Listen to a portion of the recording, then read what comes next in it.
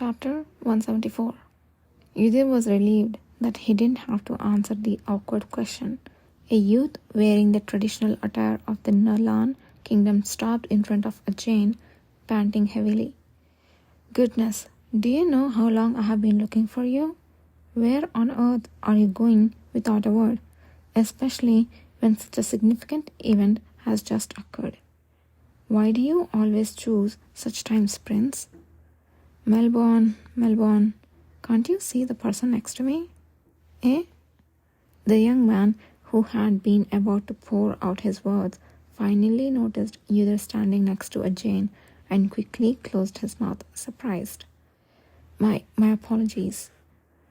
You never learn to pay attention to your surroundings when you're excited, no matter how many times you are told. Ajay scratched his head while glancing at Yudhir with a wry expression. Well, I wasn't intending to hide my identity, but I ended up having to. Although, since I'm an envoy, I didn't lie. Ajay grumbled, explaining that it was hard to have a crucial conversation once his prince status was known, and looked at Yudhir, who showed no particular reaction, in wonderment. But aren't you surprised after learning who I am? No, I was surprised. That doesn't look like a surprised face. I apologize, but this is my surprised face. Did you know who I was from the beginning? Truly, I did not. Ajay's pupil subtly narrowed as he looked at Yudhir, who insisted calmly. His gaze was either amused or dispassionately observant. Your Highness, we don't have time to delay. All right, I got it. I'm going, so stop nagging. A young man standing nervously by Ajay's side in the tense silence spoke casually. Ajay, who had chided him lightly, turned towards Yudhir.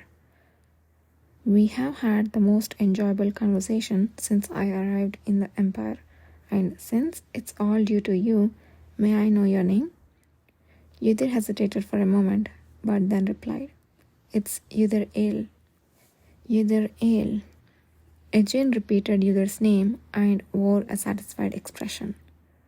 I will remember that. I hope we'll meet again soon so we can continue our unfinished discussion about the Awakeners.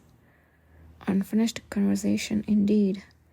Would they ever meet again in the lifetime to continue such a talk? Even if Ajay were to become a king again, as in his previous life, it would be incredibly difficult to meet again as long as Yudhir remained an ordinary cavalry member.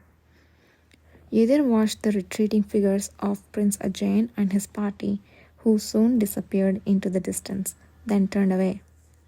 He had intended just a brief stroll, but meeting Ajay had caused a considerable delay. As he retraced his steps, trying to find a shortcut, Yudhir started to wonder about the report the prince's subordinate was about to deliver. Has something happened in Nolan, or was he about to report an incident within the Empire? There was one thing he could guess about the Empire. He might be related to the fact that Kishir and the cavalry had gone to Lenore's funeral today. The thought made him eager to return and check. Where have you been? If you were any later, we were going to start searching for you.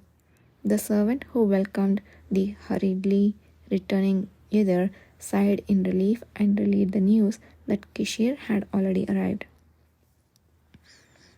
I cannot imagine how worried the Duke must have been. Yes, I was quite worried. When I finished my task quickly and returned, there was no one waiting for me. Duke. The servant, startled by the leisurely voice from behind, turned around with a start. Yudhir courteously bowed his head in greeting toward Kishir, who had silently been leaning against the wall. I'm sorry, I lost track of time while out for a brief walk. I apologize for causing concern. Your well-being is more important than the worry you have caused. Are you all right? Yes, I'm fine. Only then did Kishir remove himself from the wall and stride over. An immense energy that Yedid hadn't felt before his disappearance still enshrouded him, but unlike a few days prior, it didn't feel threatening. Kishir too seemed to be sizing up Yedid, eventually nodding his head. Good, I can tell you're not lying. Then, can I return to cavalry now?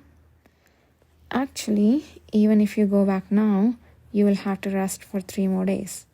Are you so eager to return? Yes. At that firm response, Kishir let out a small laugh.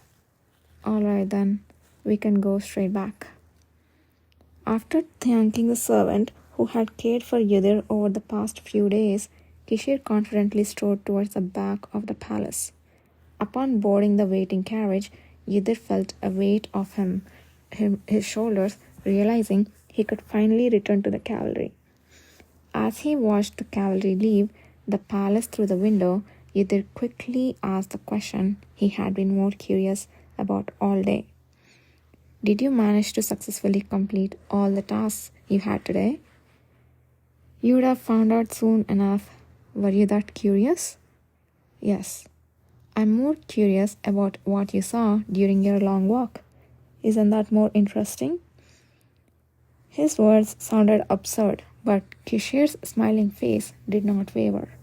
Yedid blinked for a moment, then cautiously replied, Nothing much happened. Same for me. Do I have to share? Of course not, if you don't want to.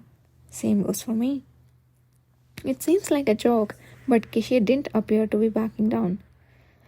Really, nothing happened. Was he suspecting that Yedid was hiding something? Suddenly, that thought seemed plausible, and Yedid started to struggle to recall his day. What did he see when he was out today? Nothing but flowers came to mind. Even that was becoming increasingly vague because, compared to the handsome man in front of him, the flowers seemed insignificant. After a moment of thought, Yedid awkwardly opened his mouth. I saw flowers. Flowers? Yes. Well, it is the blooming season. Anything else? I saw some fish briefly. Fish? Oh, there was a pond nearby. Kishir, who had nodded, asked again. Anything else?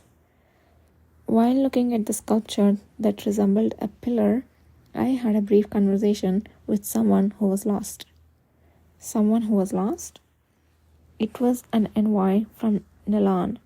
Turned out he was actually the second prince. We ended up having a long conversation because he was so curious about the Awakeners. The answer seemed to surprise Kishir, who then broke into laughter. Now, that is indeed interesting. I didn't find it so. What joy would there be in answering something you already know? Even during his conversation with Prince Ajay, the only thing occupying Yedid's mind was curiosity about what might have happened at Lenore's funeral where Kishir had gone. I have told you all that I saw. Now it's your turn to answer. What I did is just as you would expect. There were no surprising variables. Only then did Kishir leisurely open his mouth to speak. Yedid attentively listened to the events of the day as they flowed from his lips, exhaling deeply when he heard that Ashes Shan Apeto had disrupted the funeral. Impressive. The gap between the Apeto family, the Diarca family, and the Crown Prince Castian will surely widen due to this incident. The next trial should proceed more smoothly without any disruption. Although he achieved his goal simply and surely and returned, his extremely calm demeanor was because he was already considering his next targets without satisfaction. Who would guess his true intentions from his outwardly playful demeanor, where all these calculations were hidden? Sensing that Yedid's mind had become busy, Kishir quietly spoke. Yedid, no matter how much you want to work, you can't for the next 3 days. I understand. And when you return, don't go straight to your quarters. Make a stop at the medical division first. The medical division, you say? At those unexpected words, Udit turned his head, and Kishir's red eyes sparkled playfully. The bodies of the awakeners are indeed different from ordinary people, so I have felt the need to establish a dedicated medical division for research from the ground up. Originally, I was planning to set it up later, but I decided it would be better to start, even if imperfect, and gradually improve it. So I accelerated the plan.